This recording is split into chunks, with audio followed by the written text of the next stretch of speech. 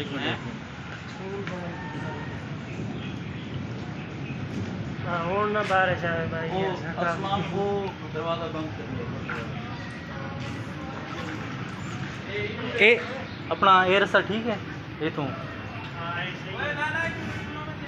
क्यों ये जो साइड में बन गया है एक तौर तक पक्की ही है ना।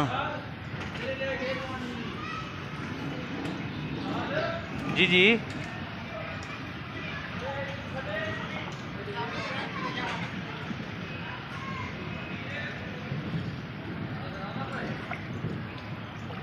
ये हमारे deputy office, deputy director livestock Bahawalpur तहसील। ख्याल से यार, ख्याल से।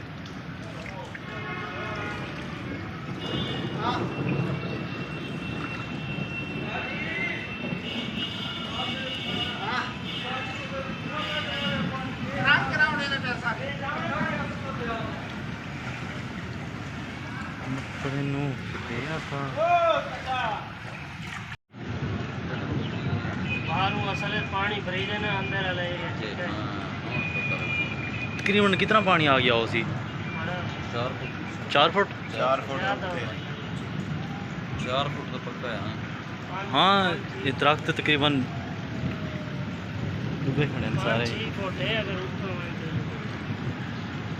4 फुट तक डिप्टी ऑफिस तक है। हाँ इतना ये ज़्यादा जी कहीं था 5 फुट तो जी पक्का।